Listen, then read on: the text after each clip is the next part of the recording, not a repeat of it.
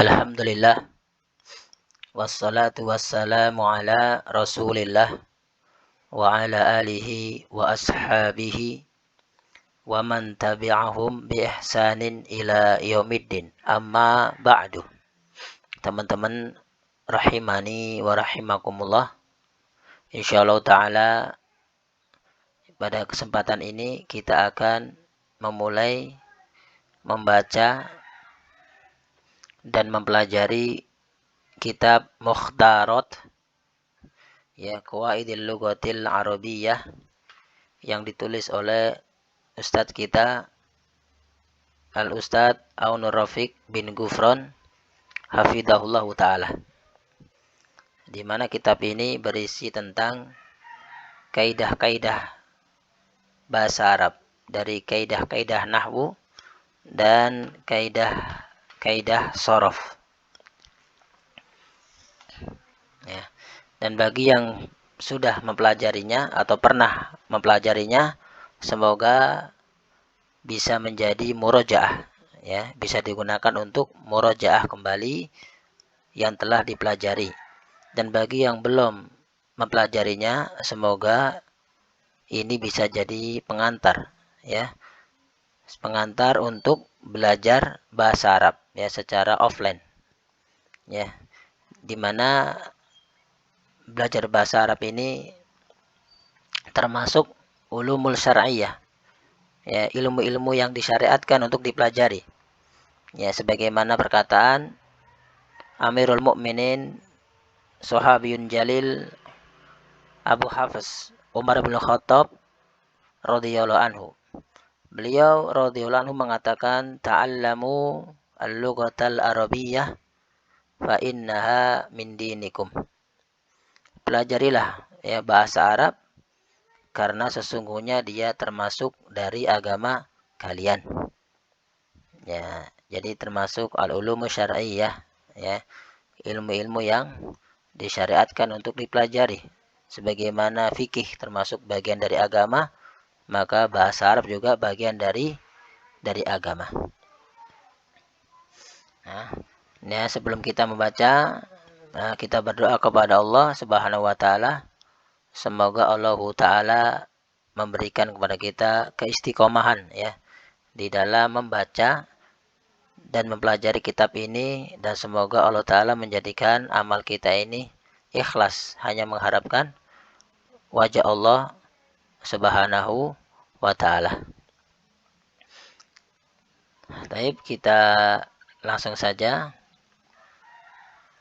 Kita masuk ke halaman 3 ya. Ke halaman 3. Bismillah, qala musannif hafidhahullahu taala, al-babu al-awwalu muqaddimatun. Bab yang pertama yakni apa? Muqaddimah. Ya, al-bab sudah jadi bahasa Indonesia, al-awwalu juga sudah bahasa Indonesia, muqaddimah juga sudah menjadi bahasa Indonesia. Artinya sama. Bab yang pertama yakni apa? Muqaddimah, pembukaan. Di bab ini, bab awal ini kita akan mempelajari tentang ta'rif atau definisi apa itu kalam atau jumlah ya. Kalam atau jumlah yang dalam bahasa kita dia adalah kalimat ya. Dikatakan di sini kalam atau jumlah, al-kalamu atau al-jumlatu, dia adalah susunan kata atau kalimat ya, karena menurut ya istilah nahwu, kalimat itu artinya adalah kata ya. Kalam atau jumlah adalah susunan kata atau kalimat yang mempunyai arti yang sempurna. Nah, ini definisi kalam atau jumlah. Susunan kata atau kalimat yang mempunyai arti yang sempurna. Kita lanjutkan syarah. Ya, kita masuk footnote nomor 1. Syarah ya. Al-kalamu atau al-jumlatu, dia adalah apa? Susunan kata atau susunan kalimat ya. Karena kalimat menurut ilmu nahwu adalah kata yang mempunyai arti yang sempurna. Nah, ini. Sehingga yang mendengar sudah paham dan tidak perlu bertanya lagi. Nah, ini. Ini batasan perkataan itu sempurna apa? Apabila yang mendengar sudah paham dan tidak perlu bertanya lagi. Ya, dengan contoh akan lebih jelas. Contoh misalkan Ahmad pergi ke masjid. Ahmadu yadhabu ilal masjidi. Nah, ini merupakan kalam atau jumlah. Kenapa? Karena yang mendengar sudah tidak bertanya lagi, sudah paham. Ya berarti Ahmad pergi ke masjid. Bukan pergi ke pasar atau pergi ke sekolah. Baik. Kita lanjutkan. Contoh yang kedua misalkan masjid itu besar. Al-masjidu kabirun. Nah, ini juga satu kalam. Kenapa? Karena yang mendengar sudah paham. Oh, berarti yang berbicara ini ingin menyampaikan bahwasanya ada masjid yang besar. Paham dia? Atau menunjukkan bahwasanya masjid ini besar. Contoh yang ketiga misalkan siswa itu sedang menulis pelajaran di depan kelas. Nah, yaktubut talibud darsa amamal fasli. Nah, siswa itu sedang menulis pelajaran di depan kelas. Ini pun jumlah atau kalam. Kenapa? Karena yang mendengar paham. Oh, berarti santri itu atau siswa itu sedang menulis. Bukan sedang berjalan atau bukan sedang bermain di depan kelas. Nah, ini contoh-contoh al-kalam atau jumlah. Kita lanjutkan. Dari contoh-contoh di atas, kita ketahui. Ya, dari 3 contoh di atas itu kita mengetahui bahwasannya yang dimaksud dengan kalam atau jumlah, ya, menurut para ulama nahwu atau menurut istilah, ya definisi ada 2, ada lughah dan ada secara istilah. Ya, kalam atau jumlah menurut istilah nahwu itu adalah kalimat menurut istilah kita. Nah, kalau dalam bahasa kita itu adalah kalimat yang sempurna. Ya, apa itu? Yang minimalnya tersusun dari subjek dan predikat. Nah, itu minimalnya ya, subjek predikat atau mubtada khobar atau fiil fa'il. Atau yang lengkapnya tersusun dari subjek, predikat, objek, dan keterangan atau SPOK kalau bahasa kita.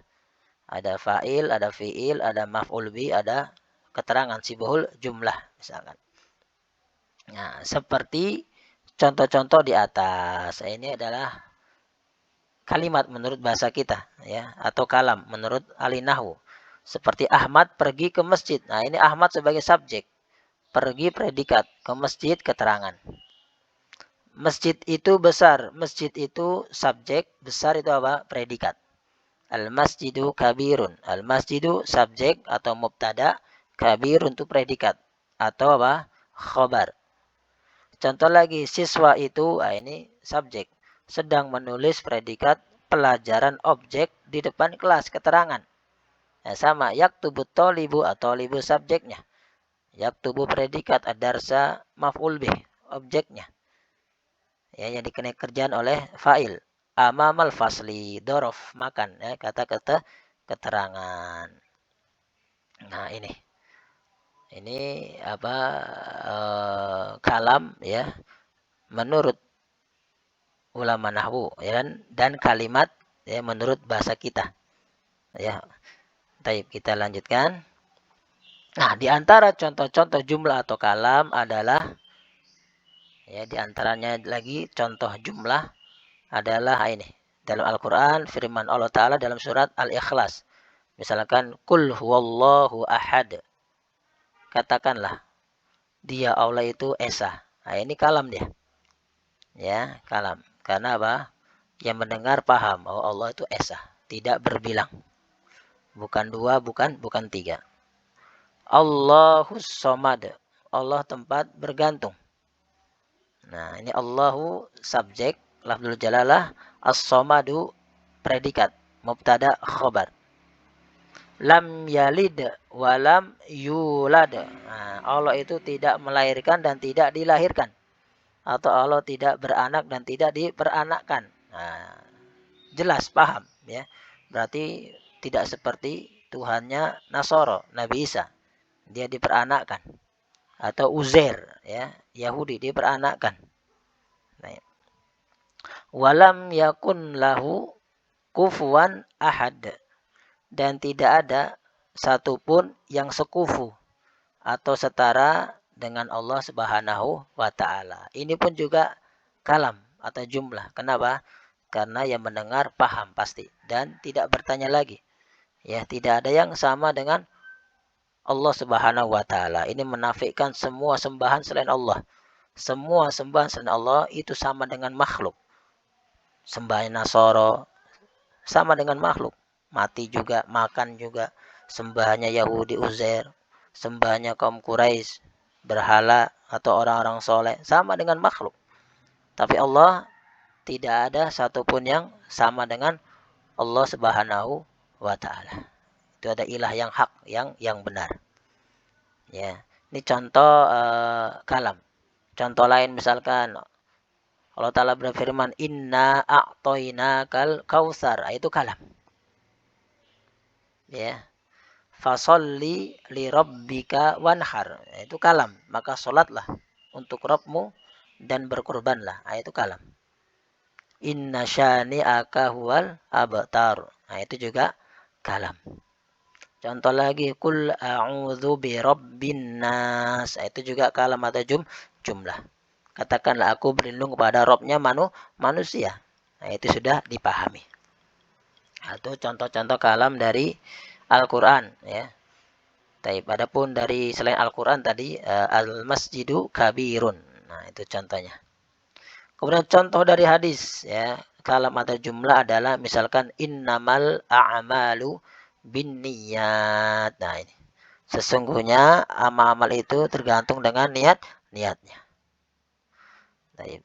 Al-kalimatu tayyibatu shadaqatun. Nah, ini juga apa? Kalam atau jumlah dia.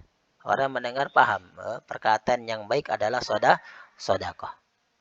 Atau ad-dinu nasihah. Ad-dinu nasihatun. Nah, agama adalah nasihat. Nah, ini dia.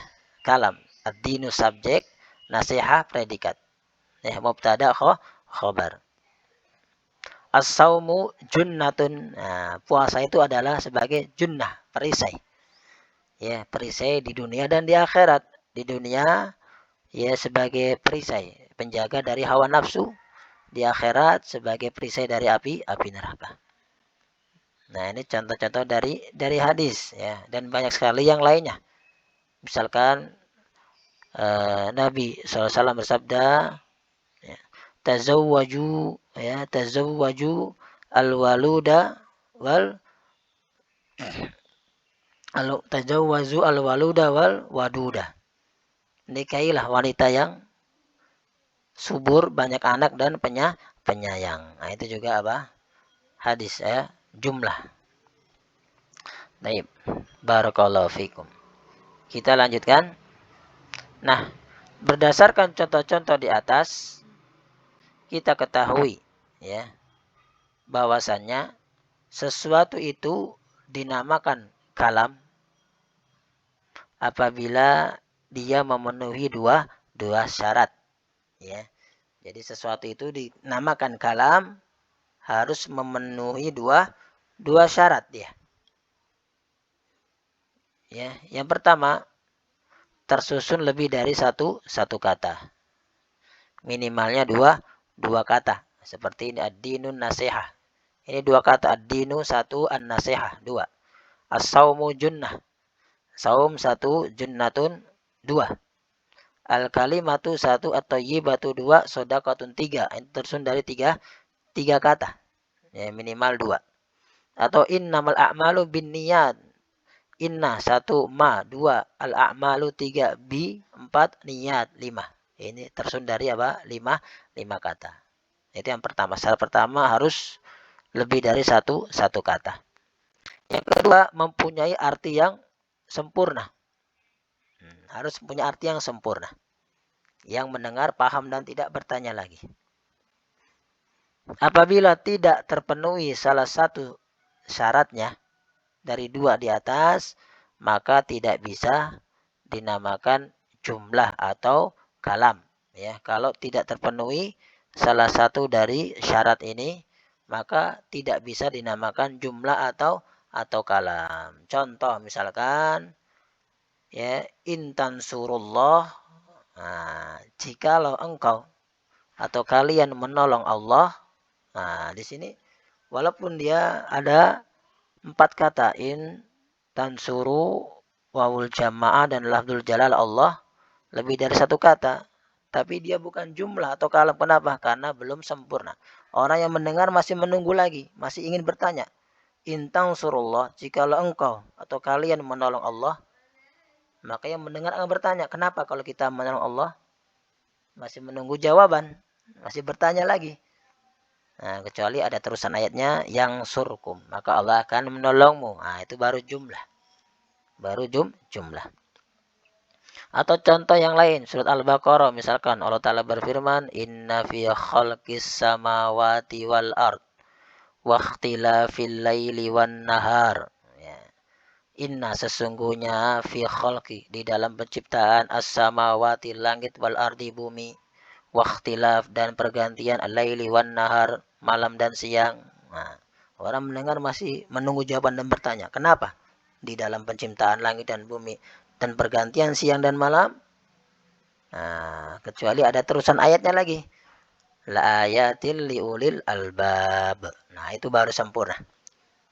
Adapun ini, walaupun banyak ini, ada 1 inna, 2 fi, kholki 3 as-samawati 4, wa 5 al-ardi 6, wa 7 wakhtilafi 8, laili 9, wa 10 an-nahar 11, ada 11 kata. Tapi tetap dia tidak dinamakan jumlah. Kenapa? Karena belum sempurna. Ya. Atau misalkan perkataan at-talibul ladzi abuhu jamilun, santri yang bapaknya ganteng itu. Nah, ini juga belum sempurna, masih menunggu. Kenapa dia? Kenapa santri yang bapaknya ganteng itu? Tinggi kah? Besar kah? Mujtahid kah? Nah, masih bertanya. Ya. Nah, kecuali ada sambungannya, misalkan fil masjidi, di dalam masjid. Nah, itu baru sempurna. Itu kalam. Tapi kalau hanya seperti ini, maka dia belum kalam. Walaupun tersusun dari beberapa kata. Lebih dari 1 kata. Tolibu 1, alladhi 2, abu 3, hu 5, jamilun 6. Tetap dia tidak dinamakan kalam atau jumlah. Karena tidak memenuhi syarat di atas. Ya, dinamakan kalim. Ya, kalim itu, ya, susunan kata yang tidak sempurna. Lebih dari 2 kata. Nah, contoh-contoh di atas, walaupun tersusun lebih dari 1 kata, ya, contoh-contoh di atas ini, ya, walaupun dia tersusun dari apa? Lebih dari 1 kata, tetapi tidak dinamakan jumlah atau kalam. Kenapa? Karena tidak mempunyai arti yang sempurna. Ya. Jadi sesuatu itu dikatakan kalam atau jumlah harus memenuhi dua syarat. Yang pertama, lebih dari 1 kata, minimalnya 2, dan memiliki makna yang sempurna atau arti sempurna. Walaupun dia tersusun dari banyak kata, ya, tapi kalau tidak sempurna, tetap dia tidak dinamakan jumlah ataukah kalam. Taib, ya, ini tadi definisi jumlah atau kalam yang menurut istilah kita adalah kalimat. Kalimat sempurna yang tersusun dari subjek, predikat minimalnya, atau SPOK, subjek, predikat, objek, dan keterangan.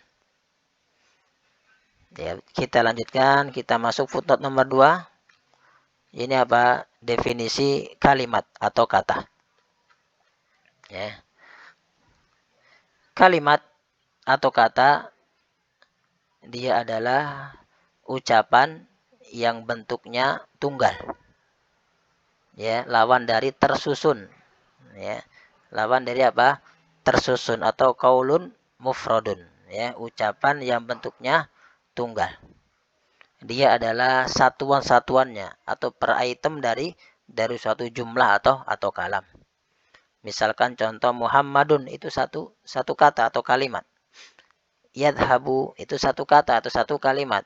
Ila itu satu kata atau satu kalimat. Al-masjidi itu satu kata atau satu kalimat. Nah, ya. Maka perkataan yadhabu Muhammadun ilal masjidi, nah, ini jumlah dia atau kalam. Muhammad pergi ke masjid itu tersusun dari 4 kata atau kalimat. Ya, yadhabu 1, Muhammadun 2, ila 3, al-masjidi 4. Nah, ini artinya apa? Kata atau kalimat adalah satuan-satuannya atau per item dari jumlah. Ya. Taib ya. Seperti di atas misalkan ad-dinun nasihah. Nah, ini dinu itu satu kata, nasihat satu kata. Atau saumu junnatun. Nah, saumu satu kata, junnah juga satu kata. Artinya satuan dari jumlah ya dalam bahasa artinya adalah qaul mufrad ya, ucapan yang bentuknya tunggal ya. Taib. Tidak tersusun. Nah, dari contoh di atas kita ketahui bahwasanya arti kalimat atau kalimat ya dalam bahasa Indonesia kalimat, bahasa Arabnya kalimatun, tulisannya itu menurut ulama nahwu adalah kata menurut istilah kita. Nah, ya, dalam bahasa nahwu kalimat kalau kita artinya adalah kata. Ucapan yang bentuknya tunggal. Nah, seperti contoh di atas. Masjidu ila Muhammadun yadhabu ini adalah kata ya menurut bahasa kita. Di antara contoh kalimat atau kata adalah kitabun. Nah, ini. Qalamun. Nah, tidak tersusun dia. Min dari rajulun. Nah, kharaja dan lain-lain seperti contoh-contoh di atas. Taib. Nah, susunan dari kalimat atau kata itulah yang membentuk sebuah jumlah yang sempurna. Seperti ini. Yadhabu Muhammadun ilal masjidi. Ya, tersusun dari kata-kata yadhabu. 1. Muhammadun 2. Ila 3. Al masjidi 4. Nah, ini makna dari kalimat atau kata. Ya, yang menurut bahasa kita dia adalah kata. Menurut ilmu nahwu kalimat, menurut kita kata. Kita lanjutkan catatan. Ya, ada catatan. Ya, ini berkata Syekhul Islam, ya Ibn Taimiyah rahimahullahu taala, beliau mengatakan apa?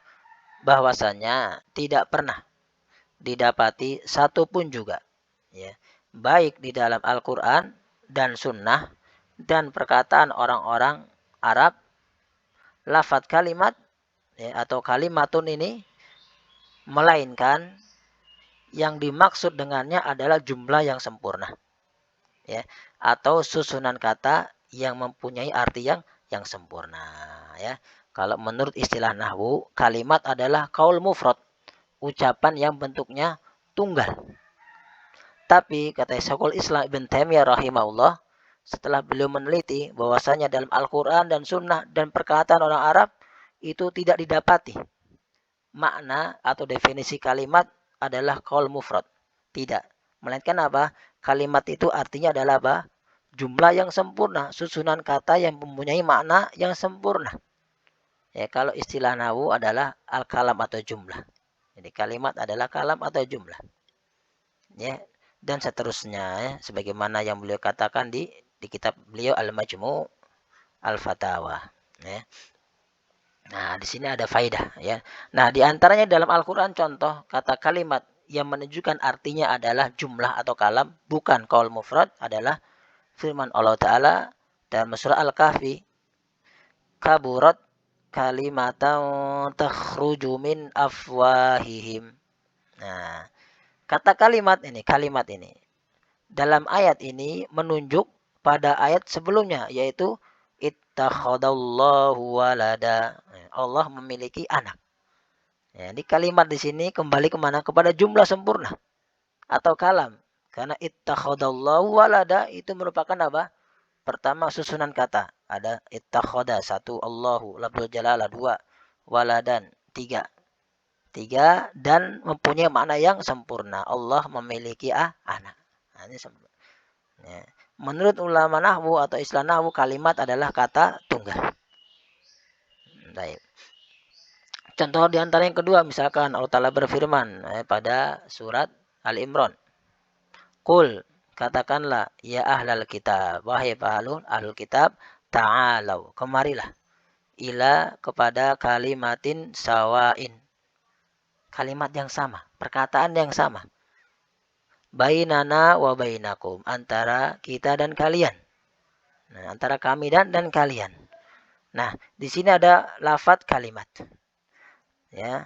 Maka lafadz kalimat pada ayat di atas itu menunjuk kepada jumlah sempurna, bukan kepada qaul mufrad. Ya, yang setelahnya yaitu apa? Allah na'budu illallah. Nah, ya. Agar kita tidak beribadah kecuali hanya kepada Allah. Nah, di sini kalimat, tapi yang dimaksud adalah jumlah atau kalam. Karena dia susunan kata, ada Allah, an samalah, dua. Ya. Na'budu, tiga, illa, empat, Allahu. Nah, na'budu illallah. Nah, ini apa? Lima. Satu, dua, tiga, empat, empat, lima. Taib. Ini diantara contoh dalam Al-Quran. Nah, sekarang dalam hadis, ya, alla na'budu illallah itu contoh dalam Al-Quran. Sekarang dalam hadis, misalkan, ya, sebagaimana perkataan Rasul alaihi salatu wassalam, ya, kepada pamannya Abu Thalib ketika ingin mati.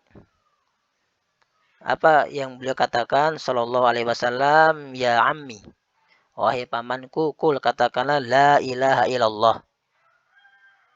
Kalimatan, sebuah kalimat. Ini berarti bukan sebuah kata. Kalau menurut nahwu, kalimat adalah kata. Ya. Tapi di sini adalah kalimat. Sebuah kalimat atau perkataan, uhajjulaka, yang aku akan jadikan hujah untukmu biha, dengan kalimat tersebut, indallah, di sisi Allah. Ya, ya ami, katakanlah la ilaha illallah, sebuah perkataan atau kalimat yang akan aku jadikan hujah nanti di sisi Allah. Nah, kalimat di sini mengarah kepada siapa? La ilaha illallah, kepada jumlah. Susunan kata, la, satu, ilaha, dua, illa, tiga, Allahu, empat. Maka lafadz kalimat pada hadis di atas mengarah pada jumlah sebelumnya atau kalam, yaitu apa? La ilaha illallah. Tidak ada ilah yang hak diibadahi kecuali Allah. Nah, ini contoh dalam Quran dan Sunnah. Lafadz kalimat artinya jumlah atau kalam. Ya. Nah, di antara selain Quran dan Sunnah juga adalah perkataan Ali bin Abi Thalib radhiyallahu anhu, ya, ketika orang-orang Khawarij berdalil dengan firman Allah Ta'ala, inil hukmu illa lillah, ya, untuk mengkafirkan selain mereka, berdalil dengan Al-Quran. Maka berkata Ali bin Abi Thalib radhiyallahu anhu, ya, kalimatu haqqin. Nah, kalimat yang hak ini jumlah, yang mengarah kepada apa? Pada jumlah. Walakin yuradu biha batilun, tetapi yang diinginkan dengannya adalah kebatilan. Ya, kalimatnya betul, tapi maksudnya batil, ya, untuk mengkafirkan selain mereka. Taib. Maka kata kalimat, ya, di sini kalimatul di sini mengarah kepada perkataan inil hukmu illa lillah. Tidak ada hukum kecuali milik Allah, hukum Allah. Nah, yang dia merupakan jumlah, bukan kata. Nah, ini faedah dari Syekhul Islam Ibn Taimiyah rahimahullahu ta'ala. Maka dengan ini ada faedah. Yang pertama, kalau kita mendapati lafadz kalimat atau kalimatun pada kitab-kitab nahwu, ya, seperti kitab kita ini, yakni Mukhtarat dan yang lain-lain, maka yang dimaksud dengannya adalah kata. Ini ucapan yang bentuknya tunggal atau qaulun mufrad. Ya, kalimat menurut istilah nahwu, kalau kita baca di kitab-kitab nahwu nanti, maka artinya adalah kata, ya, atau ucapan yang bentuknya tunggal. Tapi yang kedua, kalau kita mendapati lafaz kalimat-kalimatun di selain kitab nahwu, ya seperti di Al-Qur'an atau di dalam hadis, ya, atau perkataan orang-orang Arab dan juga orang Indonesia, ya, kalimat ya kalimat, susunan kata. Ya, maka yang dimaksud dengannya, yang dimaksudkan kalimat adalah jumlah sempurna atau kalam, yakni susunan kata yang mempunyai arti yang sempurna. Sebagaimana contoh pada ayat dan hadis di atas, ya, seperti tadi surah Al-Kahfi, Ali Imran, dan juga hadis Nabi Shallallahu Alaihi Wasallam, dan juga perkataan dari siapa? Sahabat Ali bin Abi Thalib radhiyallahu anhu. Nah, ini definisi kalimat atau kata, ya. Kalau menurut disiplin nahwu, ilmu nahwu, maka kalimat adalah qaul mufrad, ucapan yang bentuknya tunggal. Dalam istilah kita kata.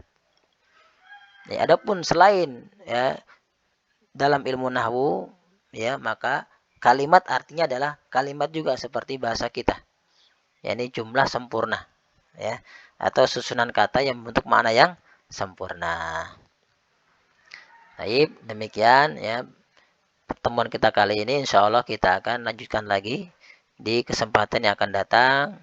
Semoga bermanfaat. Subhanaka Allahumma wa bihamdika asyhadu an la ilaha illa anta astaghfiruka wa atubu ilaih.